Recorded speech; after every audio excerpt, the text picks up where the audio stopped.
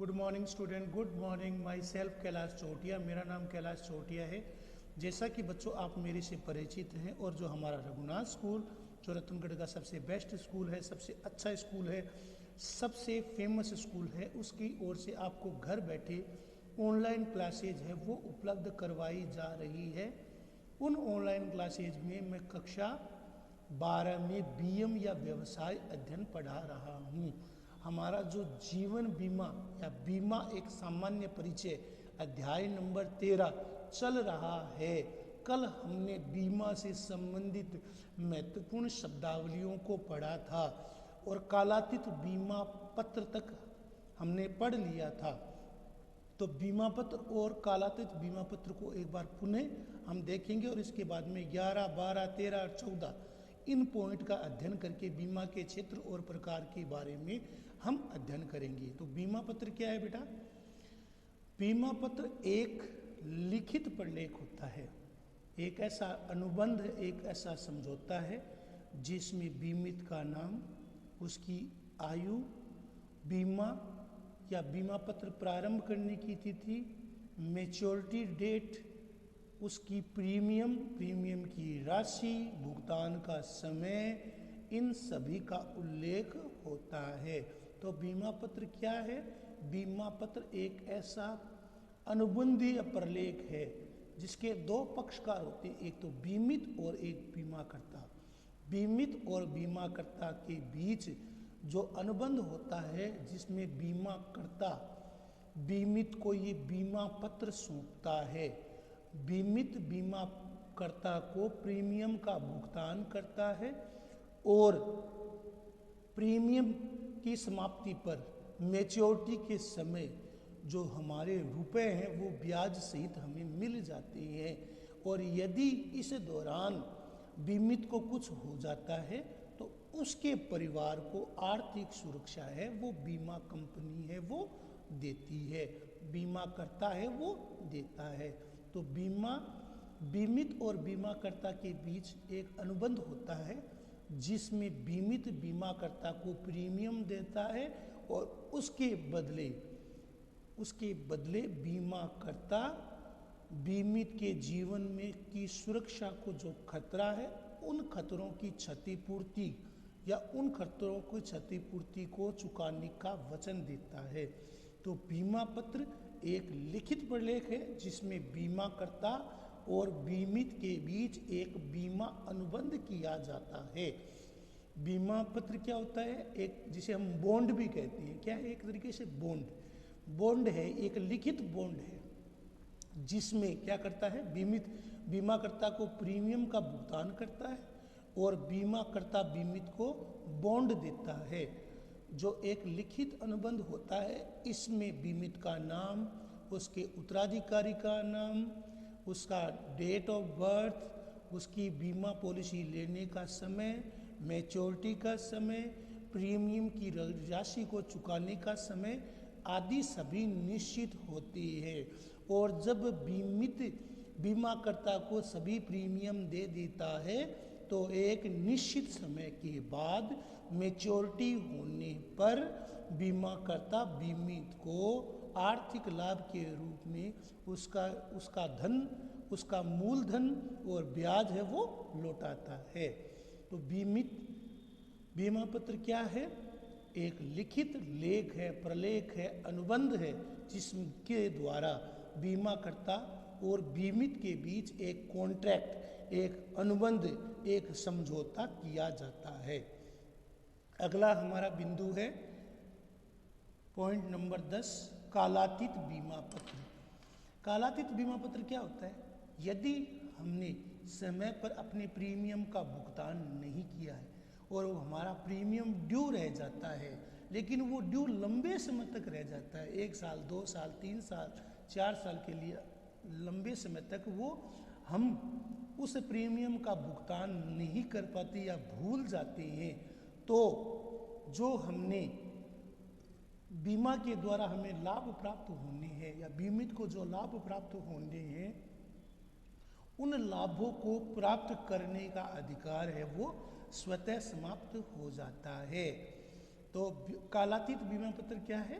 कालातीत बीमा पत्र वह है जिसमें देय प्रीमियम का समय पर भुगतान न होने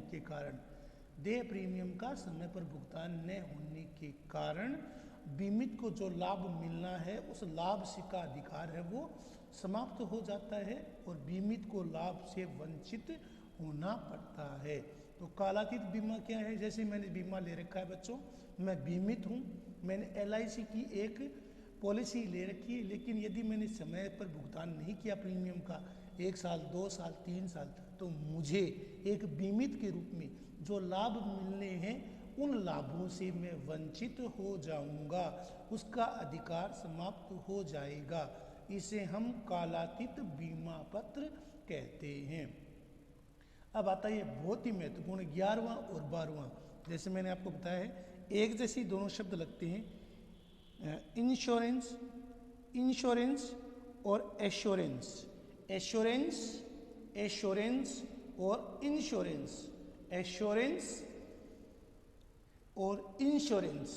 एश्योरेंस क्या होता है? ए फॉर एश्योरेंस और इंश्योरेंस, ये क्या अंतर है, क्या शब्द हैं, इनमें ऐसा अंतर क्या है, तो इनके बारे में हम देखेंगे। दोनों बहुत महत्वपूर्ण है और प्राय दोनों में अंतर पूछा जाता है, वेरी मोस्ट है दोनों ही बेटा महत्वपूर्ण है, इंश्योरेंस और एश्योरेंस। तो एश्योरेंस के बारे में हम ऊपर पढ़ेंगे।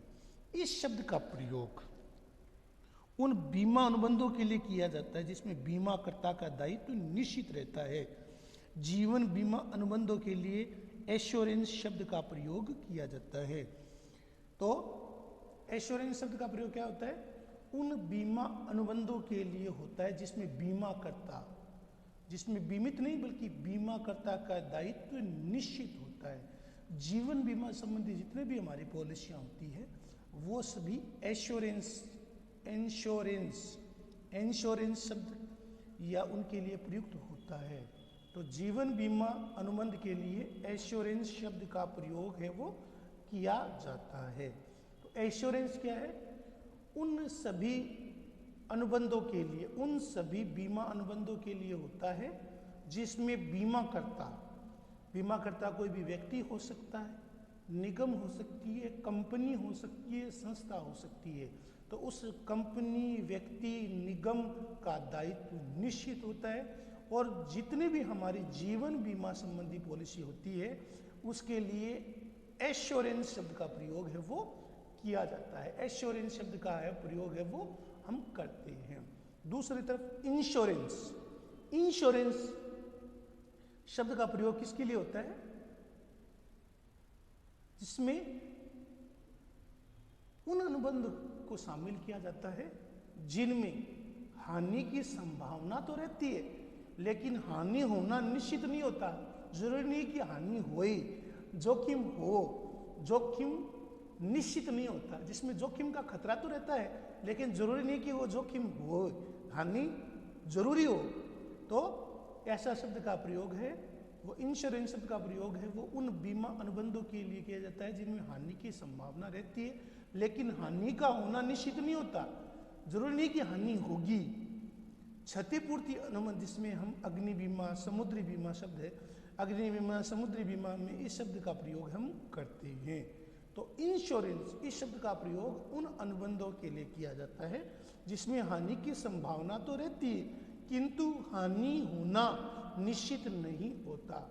तो क्षतिपूर्ति अनुबंध जितने भी, चाहे अग्नि बीमा हो चाहे समुद्री बीमा हो, उनके लिए इस शब्द का प्रयोग है वो किया जाता है। इंश्योरेंस शब्द का प्रयोग है वो किया जाता है। तो इंश्योरेंस शब्द का प्रयोग है वो जीवन बीमा अनुबंधों के लिए किया जाता है जिसमें बीमाकर्ता का दायित्व है वो निश्चित होता है।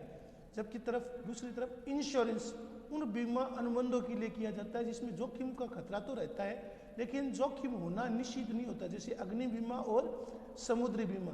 अग्नि बीमा, समुद्री बीमा सामान को आग से बचाने के लिए या समुद्र में माल के डूबने या खराब होने के लिए किया जाता है लेकिन जरूरी नहीं है कि वो सामुद्रिक दुर्घटना हो या सामान आग में जले, ये जरूरी नहीं है।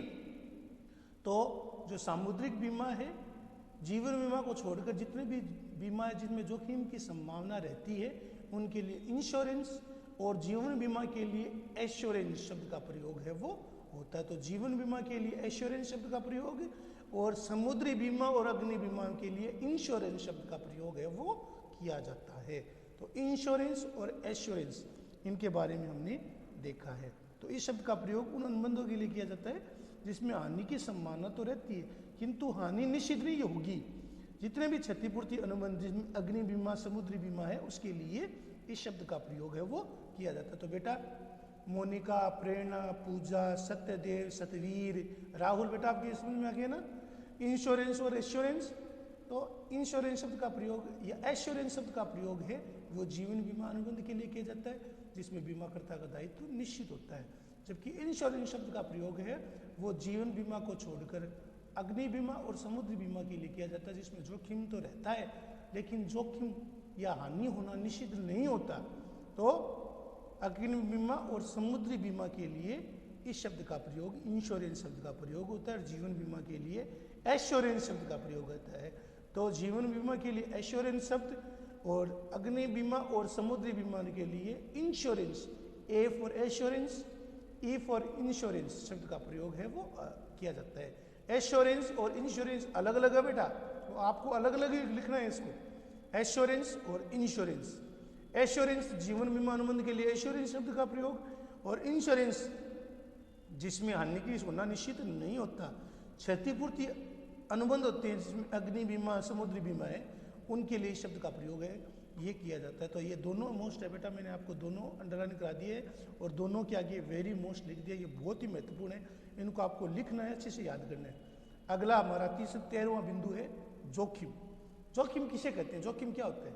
यदि किसी खतरे को हम कोई खतरा, कोई हानि, कोई विनाश, कोई दुर्घटना, कोई क्षति, कोई अनिष्ट की संभावना यदि होती है तो उसे हम खतरा कहते हैं या जोखिम कहते हैं। यदि कोई अनिष्ट हो, क्षति हो, विनाश हो, हानि होवे या दुर्घटना की संभावना हो उसे हम जोखिम कहते हैं। तो किसी अनिष्ट, विनाश, क्षति, हानि, दुर्घटना की संभावना को या अनिश्चितता को ही हम जोखिम कहते हैं। तो किसी अनिष्ट की संभावना, किसी क्षति की संभावना, विनाश की संभावना, हानि की संभावना, दुर्घटना की संभावना को ही हम जोखिम कहते हैं। तो जोखिम क्या है बेटा? किसी अनिष्ट की, किसी क्षति की, किसी दुर्घटना की, किसी हानि की, किसी खतरे की संभावना रहती है तो उसे हम जोखिम कहते हैं। अब है अंतिम पॉइंट है बीमा संकट, हेजर्ड। वे कारण जिसे जो किसी विशेष स्थिति में विषय वस्तु की हानि उत्पन्न करते हैं, उनकी या हानि की संभावना को बढ़ाते हैं, उसे हम बीमा संकट कहते हैं। वो स्थितियाँ जिसके कारण किसी विषय वस्तु को हानि होती है, वो विषय वस्तु व्यक्ति भी हो सकता है, दुकान भी हो सकता है, कारोबार हो सकता है, जमीन भी हो सकता है, जायदाद भी हो सकती है, सोना चांदी भी हो सकता है। तो वो चल और अचल संपत्ति जो उसकी विषय वस्तु है या व्यक्ति है जिसकी हानि की संभावना या हानि को उत्पन्न करता है तो उसे हम बीमा संकट कहते हैं। हानि की संभावना को बढ़ाता है या हानि की संभावना को पैदा करता है या हानि की संभावना को बढ़ाता है। तो वे कारण जिसके कारण विषय वस्तु को हानि पहुंचती है या हानि की संभावना बढ़ती है या हानि होने की संभावना रहती है, तो वे कारण जिसे विषय वस्तु की हानि होती है, हानि को उत्पन्न करते हैं, हानि की संभावना को बढ़ाते हैं या हानि होने की संभावना रहती है, तो उसे हम बीमा संकट कहते हैं। वे कारण, वे परिस्थितियाँ जिससे जो विषय वस्तु है, वो विषय वस्तु व्यक्ति भी है, वाहन भी है, गाड़ी भी है, संपत्ति भी है, चल अचल संपत्ति है, गहने हैं, रुपया है, कैश है, जिसके विषय वस्तु की हानि होती है, या वो विषय वस्तु कोई भी हो सकती है, वो व्यक्ति भी हो सकता है, सामान भी हो सकती है, वस्तु भी हो सकती है, जिसकी विषय वस्तु को हानि होती है या हानि की संभावना रहती है या हानि की संभावना को बढ़ाया जाता है, इसे हम बीमा संकट कहते हैं। तो ये हमारे 14 के 14 बिंदु ही महत्वपूर्ण है और जिनके आगे मैंने वेरी मोस्ट लगाया, जैसे कि एश्योरेंस और इंश्योरेंस। एश्योरेंस शब्द का प्रयोग है वो जीवन बीमा अनुबंध के लिए किया जाता है जिसमें बीमाकर्ता का दायित्व निश्चित होता है, जबकि इंश्योरेंस जिसमें जिसमें हानि की संभावना तो होती है बेटा, लेकिन हानि का होना निश्चित नहीं होता। तो जीवन जो समुद्री बीमा है या फिर अग्नि बीमा है, वो उसके लिए हम एश्योरेंस या इंश्योरेंस शब्द का प्रयोग करता है। एश्योरेंस शब्द का प्रयोग जीवन बीमा अनुबंध के लिए और समुद्री बीमा अग्नि बीमा के लिए इंश्योरेंस। जीवन बीमा के लिए एश्योरेंस और समुद्री और अग्नि बीमा के लिए इंश्योरेंस शब्द का प्रयोग है, वो मैंने आपको बताया है। तो ये अति महत्वपूर्ण है। जोखिम वाला भी महत्वपूर्ण है। जोखिम क्या है? इसके अलावा बीमित और बीमाकर्ता, ये भी दोनों बहुत महत्वपूर्ण है बेटा, वेरी मोस्ट है। बीमित बीमाकर्ता बहुत महत्वपूर्ण है। इसके अलावा इंश्योरेंस और एश्योरेंस, इंश्योरेंस और एश्योरेंस भी बहुत महत्वपूर्ण है। इनको आपको लिखना है, याद करना है, ये आपके बहुत महत्वपूर्ण बिंदु हैं। अब हम बीमा का क्षेत्र और प्रकार के बारे में पढ़ेंगे। ऐसा माना जाता है कि जो बीमा का आधुनिक रूप हमें जो देखने को मिलता है बेटा, इसका प्रारंभ लगभग 13वीं शताब्दी में हुआ था। बीमा की उत्पत्ति और विकास पर यदि हम नजर डालें तो सबसे पहले सामुद्रिक बीमा का विवरण मिलता है। तो बीमा का प्रारंभ है वो 13वीं शताब्दी में शुरू हुआ माना जाता है। बीमा की उत्पत्ति और विकास पर नजर डालें तो सर्वप्रथम हमें सामुद्रिक बीमा का, क्योंकि उस समय जो प्राचीन भारत था या मध्य भारत चल रहा था, या प्राचीन काल या मध्यकालीन जो समय था, उसमें जो व्यापार था वो समुद्र के जरिए होता था। समुद्र के जरिए या जो पानी के माध्यम से या पानी के रास्ते से व्यापार होता था, जिसमें धीरे धीरे या जलयान के माध्यम से व्यापार होता था, पानी के या समुद्र के मार्ग के द्वारा व्यापार होता। इसके बाद में धीरे धीरे अग्नि बीमा, जीवन बीमा और अन्य बीमा का प्रचलन है वो शुरू हो गया। वर्तमान में अनेक प्रकार के बीमे प्रचलित है, बिल्कुल है। यानी आवश्यकता और जोखिम जैसे जैसे बीमा का क्षेत्र लगातार बढ़ रहा है, जीवन मनुष्य का जीवन है वो खतरों से भरा पड़ा है, इसलिए जीवन का कोई ऐसा क्षेत्र नहीं है जो बीमा से अछूता है। और बीमा के क्षेत्र में अभूतपूर्व वृद्धि हो रही है। विविधता के अनुसार अलग अलग प्रकार के बीमे बीमाकर्ता द्वारा दिए जाते हैं।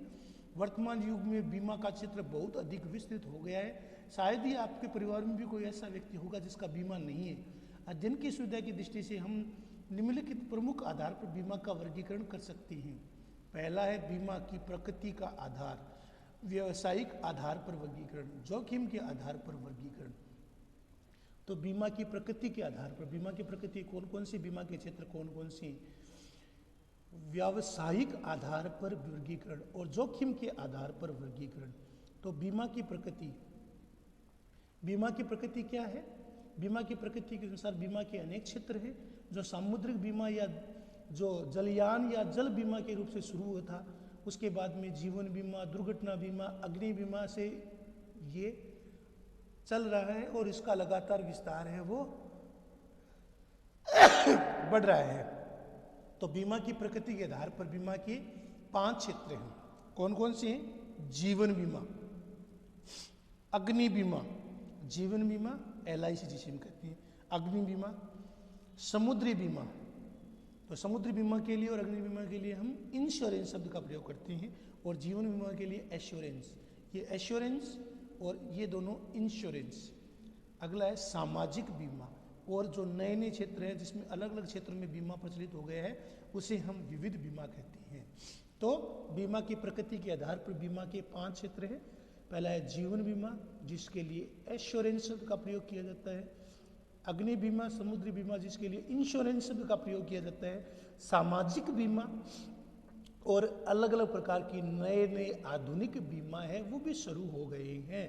तो नए नए आधुनिक जो बीमा है उनको विविध प्रकार की बीमा में हम शामिल करेंगे। तो जीवन बीमा, अग्नि बीमा, सामुद्रिक बीमा, सामाजिक बीमा, विविध बीमा, इस प्रकार बीमा के क्षेत्र को 5 भागों में बांटा गया है। तो मनुष्य में जीवन है वो जोखिम से भरा हुआ है, और बीमा की प्रकृति, नेचर ऑफ द जो पॉलिसी होती है, बीमा की प्रकृति के आधार पर बीमा को 5 भागों में, जीवन बीमा जिसे हम एश्योरेंस कहते हैं, समुद्री बीमा और अग्नि बीमा जिसे हम इंश्योरेंस कहते हैं, चौथा है सामाजिक बीमा और विविध बीमा।